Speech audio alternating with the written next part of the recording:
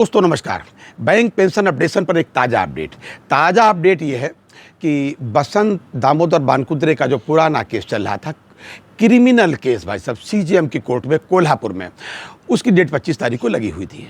अच्छा, हुआ ये कि 25 तारीख को जब इनकी डेट लगी थी तो इनके जो कुलकर्णी साहब, इनके वकील साहब हैं, अब ये पेंशनर का भाग्य समझिए और क्या कहें उसको, तो वो 4 तारीख से गए हैं चारों धाम के, यानी कि 4 जून से चारों धाम की तीर्थ यात्रा करने के लिए। 21 तारीख को उनको आ जाना चाहिए था, लेकिन इसी बीच में उनका स्वास्थ्य खराब हो गया भाई साहब। बिल्कुल समझ लीजिए, लौटते समय स्वास्थ्य उनका खराब हुआ और वो आईसीयू में बेचारे भर्ती हो गए। अभी भी इस पोजीशन में नहीं है कि कोई डेट में आकर के खड़े हो जाए। लिहाजा ये बसंत बानकुद्रे साहब गए और कोर्ट में इन्होंने निवेदन किया, अपनी बात बताई कि वकील साहब का स्वास्थ्य नहीं ठीक है, इसलिए मजबूरी में इनको डेट लेनी पड़ी भाई साहब जी। अब वो डेट कोर्ट ने इनको 12 जुलाई डेट दी है। अच्छा, था क्या मामला उसमें कि जो इंक्वायरी अफसर थे पुलिस वाले, उन्होंने अपनी रिपोर्ट मतलब ऐसे ही लगा दी। उसमें इन्होंने जिसको जिसको नोटिस दी, रिस्पोंडेंट उसमें ढेर सारे हैं, तमाम बैंकों के बैंक वाले हैं, आईबीए वाले हैं, यूएफबी वाले हैं। कोई पुलिस वालों के बुलाने से भाई साहब बयान देने नहीं आया। तो मजबूरी में समझ लीजिए, ये अपने मन से केस निपटाने के दृष्टिकोण से होता ना कि केस हमने निपटा दिया, उन्होंने आकर के एक रिपोर्ट लगा दी कि साहब ये देखिए, वो मामला क्रिमिनल नहीं बनता, वो तो सिविल सूट बनता है, इसलिए क्रिमिनल केस नहीं बनता। अरे भैया, सवाल ये है कि जब पेंशन का जो फंड है, इसका जब दुरुपयोग करोगे, पेंशन फंड को पेंशन के अतिरिक्त किसी अन्य फंड में आप खर्चा करोगे, क्रिमिनल केस कैसे नहीं बना भाई? सही, खैर अब जो भी है ये तो कोर्ट डिसाइड करेगी। तो यही मुकदमा उनका था। लेकिन भैया अब क्या कहें, वो चारों धाम की यात्रा पर गए तो आदमी तबीयत खराब हो गई। अब डेट उसकी 12 जुलाई लगी हुई है।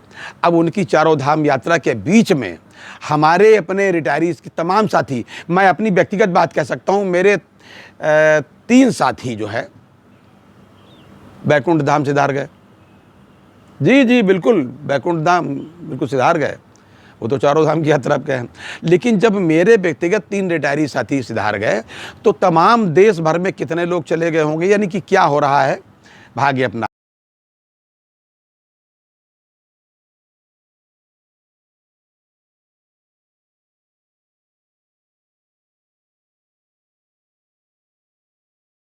दूसरी बात, एमसी सिंगला साहब के मामले में उनका जो केस है, वो भी बेचारे भगवान के यहाँ जा चुके हैं हम लोगों के लिए ये पौधा लगा करके। तो भाई साहब उनके केस में भी अभी तक कोई डेट डिसाइड नहीं हो पाई। लेकिन चलिए भाई, बानकुद्रे साहब अपने लगे हुए हैं, बाकी अन्य लोग लगे हुए हैं।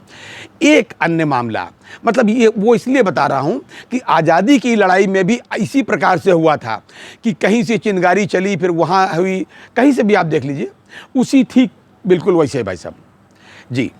मैं आपको बता दूं कि वी बैंकर्स एक अलग एसोसिएशन है बैंकर्स की, उसके एक सर्वमान्य बड़े नेता हैं कमलेश चतुर्वेदी जी। कमलेश चतुर्वेदी पूर्ववर्ती न्यू बैंक ऑफ इंडिया में थे, बाद में जब वो मर्ज हो गई तो पंजाब नेशनल बैंक हो गई, और बहुत ही जुझारू कामरेड रहे हैं। मैं उनको व्यक्तिगत रूप से भाई साहब जानता हूँ जी। वो कानपुर के रहने वाले हैं। कुछ समय के लिए वो हरदोई में भी उनकी पोस्टिंग रही, बहुत कम समय के लिए, लेकिन खैर जितनी बार भी मुझे मौका मिला तो खैर, तो मैं ताज़ा उनके बारे में ये बताऊं कि उन्होंने और उनके अन्य साथियों के साथ मिलकर के उन्होंने वी बैंकर्स की तरफ से डीएलसी के यहाँ एक मुकदमा ही कहिए उसको, फाइल किया हुआ था डीएलसी सेंट्रल जो है दिल्ली में। तो उसकी भी डेट भाई साहब 25 तारीख लगी हुई थी। उसमें पंजाब बैंक के लोग थे, पंजाब एंड सिंध बैंक के लोग थे, सेंट्रल बैंक के लोग थे, यूको बैंक के लोग थे, बैंक ऑफ इंडिया के लोग, और मतलब तमाम सारे ढेर सारे बैंकों के लोग थे। सबका प्रतिनिधित्व अलग अलग लोग कर रहे थे। किसी का कोई डीजीएम कर रहे थे, एक कोई मिश्रा जी है, पता नहीं कितने लोग कर रहे थे। और वी बैंकर्स जो सबके हेड है, उसकी तरफ से कमलेश चतुर्वेदी जी थे। बहरहाल तमाम सारी बातों के आदान प्रदान के बाद एक्चुअली वो डीएलसी साहब ने कुछ सवाल पूछे थे, इसका इन लोगों ने जवाब दिए। डीएलसी साहब ने सारी स्थितियां जानने के बाद एक प्रस्ताव अपनी तरफ से दिया। देखिए, बहुत महत्वपूर्ण वैसा प्रस्ताव है। प्रस्ताव डीएलसी साहब ने दिया, उनकी चिट्ठी में दे सकता हूं, बाद में अभी चिट्ठी भी डाल दूंगा, और जो कमलेश चतुर्वेदी साहब ने शेयर किया वो भी मैं डाल दूंगा। उन्होंने कहा कि आप लोग अपनी समस्याओं के लिए, मैं चाहता हूं कि जैसे अन्य एसोसिएशन अगर आपको ठीक लगे, जैसे अन्य एसोसिएशन निगोशिएशन में भाग लेती, आप भी निगोशिएशन में भाग लें। यदि हमारे इस सुझाव पर आपकी सहमति हो तो उच्चाधिकारियों से वो इसको कोऑर्डिनेट करने के लिए तैयार हैं। ये बात डीएलसी साहब ने की, ये बड़ी महत्वपूर्ण बात।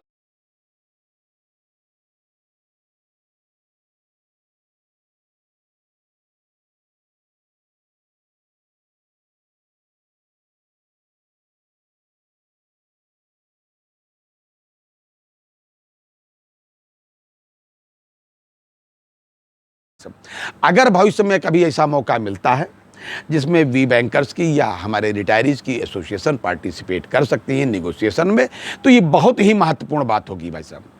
तो ये आज तक के अपडेट थे जो पेंशन के मामले में सारा स्ट्रगल चल रहा है। आप यूँ समझिए कि लड़ाई सब जगह चल रही है।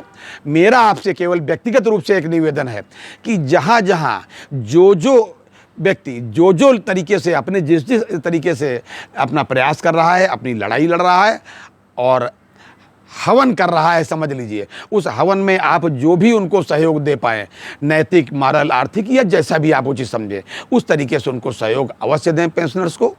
और हाँ, एक निवेदन ये मैं आपको बता दूं कि अब मैंने 5 डेज़ पर बात करना ही बंद कर दिया है। भाई देखिए, मैं तो कहीं से सूचना जब हमको मिलती है बिल्कुल ऑथेंटिक, जितनी सूचना जब होती तब मैं आपको बताता हूं। लेकिन अब तो 5 डेज़ पर लोगों ने ऐसा मुंह सिल लिया है कि जैसे रेजिडियल इशूज़ में भी नहीं रहा, पिछले भी सेटलमेंट में था, इसमें भी है।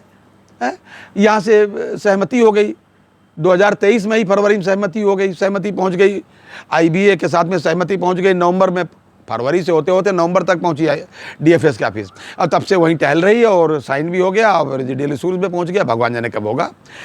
लेकिन एक बात जान लीजिए, अगर स्ट्रेस खत्म करना है बैंक का स्ट्रेस खत्म करना है और बेहतर सर्विस देना है पब्लिक को, तो इनका स्ट्रेस खत्म ही करना पड़ेगा। 5 डेज़ बैंकिंग भाई सब करनी ही चाहिए इनको, भाई सब जगह है, तो आप यहाँ करने में क्या एतराज़ है।